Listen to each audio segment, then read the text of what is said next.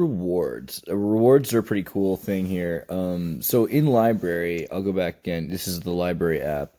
There's a lot of really sweet features we've talked about, but you'll notice that you start getting these points, and these points are actually worth something, and that's super sweet. And so you can get them from watching videos, literally, right? Watch content, earn points, and then you even daily rewatch reward, follow people. But one of the other things is just invite. So I get a few every time you guys sign up for the library system instead of YouTube.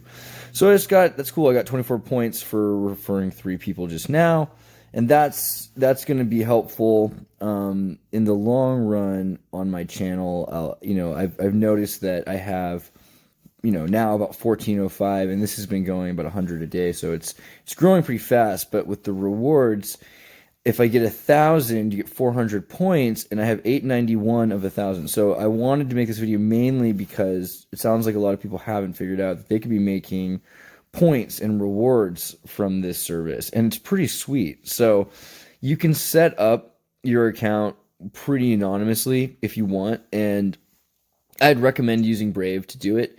You can make an email, and this is another thing about Brave. Brave gives you rewards as well, and this is a kind of an interesting idea. This browser, Firefox has fallen apart, and we'll do something on LibriVolf, right? Is that what it's called? There's a new browser that's the FOSS version, but I don't see it as replacing Brave. Brave is the best browser, and it really has some sweet features. And one of the things is it removes all of the ads you're seeing, right? Let me go first back a page. You click here. Let's say we're going through Brave and you're looking at videos on Odyssey or something. I mean, and you can see that there's only one ad or some sort of a thing on this, and it's probably actually a pretty innocuous.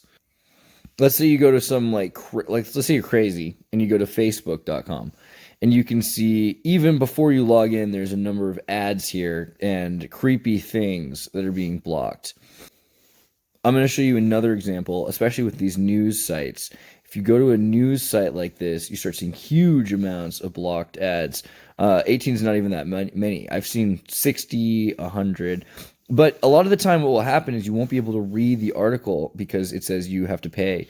If you press block scripts, the articles just start to show up, which is really interesting. That they have a script, a JavaScript usually, that blocks you from seeing the whole article. So that's a huge thing right there. Low key is that if you use Brave, you can block scripts and you can read full-on articles. And like I said, there are Brave rewards. So if you go to the Brave rewards, you'll see, you've got a wallet of, I've made about $4 from watching ads that are set up here.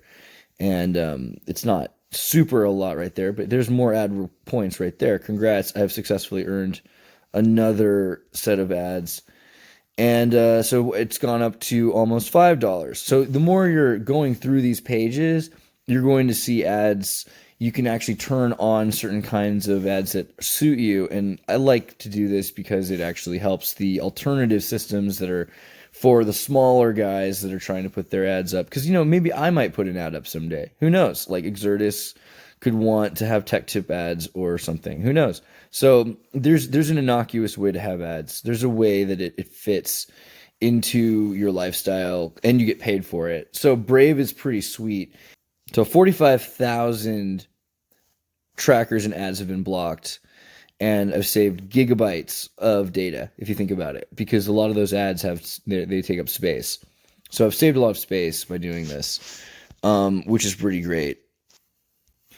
Oh, and I'm going to show you another reason why that's cool. If you go to settings and you look at the payment system here, it's not just for you, right? Because you make a certain amount of tokens for looking at things, but also you can auto contribute, which is really interesting. So you can set up that the sites you go to the most, the tokens you're getting, you can actually give those tokens directly to the smaller sites. I mean, let's say you're looking at, Google and YouTube and Facebook. You don't want to give them tokens. You can actually turn off auto contribute, or specifically to which sites you don't want to send to Google or porno sites your tokens probably. But you can definitely send those tokens to me or to your friends or whatever small sites you want to support.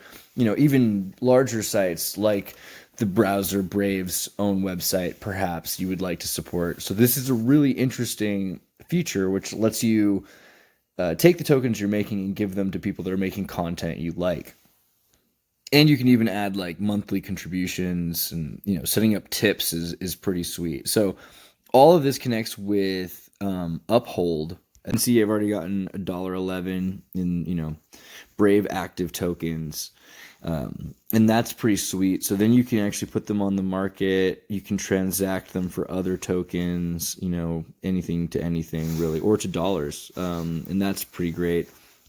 So very useful. Are you going to have to give your social security number? Maybe, if you're in America, and like you should expect that. There are ways to obviously completely use the internet anonymously, but for now we're just talking about a few bucks here and there in tokens. So it's not like a huge deal that you're giving out this data, but it is ironic because the data is what we're trying to protect. So consider that when you're signing up for these wallets, is that the government's very interested in this, and they're trying to figure out ways of taxing monetized transactions. So theoretically, these aren't yet monetized transactions, but they very quickly become them. You can see.